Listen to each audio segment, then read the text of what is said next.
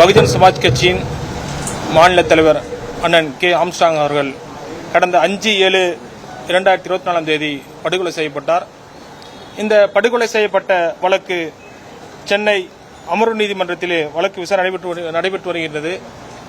இந்த நிலையில் அண்ணன் படுகொலை வழக்கில் வழக்கறிஞராக அரசு தரப்பு வழக்கறிஞராக பாதிக்கப்பட்ட எங்களது தரப்பில் மூத்த வழக்கறிஞர் பி. மோகன் அவர்களை நியமிக்கப்பட வேண்டும் என்று கடந்த 28/11/2024 அன்று சென்னை மாவட்ட ஆட்சியரிடம் மனு கொடுக்கப்பட்டது.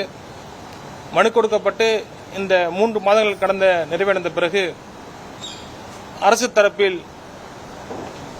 22/1/2025 2 வழக்கறிஞர்களை நியமித்து ஆர். சீனிவாசன் மற்றும் பி. என். பிள்ளை என்ற 2 வழக்கறிஞர்கள் நியமித்து அரசாணை வெளியிட்டுள்ளது.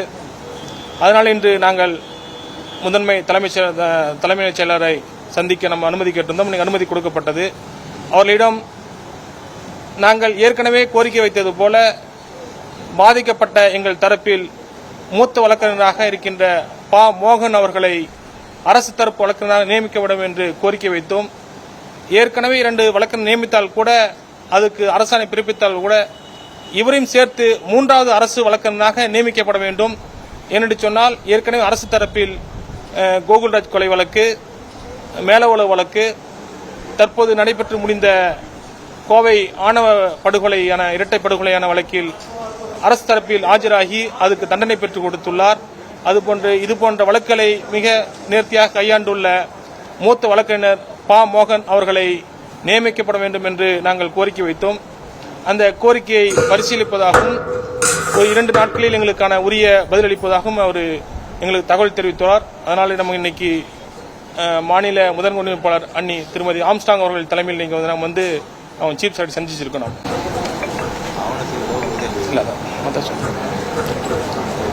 அவ்வளவுதான் சார். இப்போ வழக்கு விசாரணை எப்படி போயிட்டு இருக்குன்னு பாக்குறீங்க சார்? இப்போ ஏன்னா நாகேந்திரன் வந்து சோதனை பண்ணியிருக்காங்க, அவரோட 2வது பையனை இன்னைக்கு போலீஸ் கேட்டிட்டு தான் சொல்லியிருக்காங்க. இல்ல, அதான் நம்ம வழக்கு விசாரணை காவல்துறை விசாரிச்சு குற்றப்பத்திரிகை தாக்கல் செய்யப்பட்டுள்ளச்சு. அந்த வழக்கு விசாரணை நடந்துட்டு இருக்குது. அதனால எங்க தரப்பில் நாங்க அரசு நியமிச்சு வழக்கறிஞர் உள்ள அந்த வழக்குல உள்ள போனாதான் அந்த வழக்குடைய என்னென்ன சாராம்சம் இருக்கு, என்ன இருக்கு, ஏது இருக்குல்ல எங்களுக்கு நாங்க சொல்ல முடியும். அதனாலதான் நாங்க பாதிக்கப்பட்ட எங்க தரப்புல மூத்த வழக்கறிஞர் பி. மோகன் நியமிக்கணும்னு சொல்லிக்கிறோம்.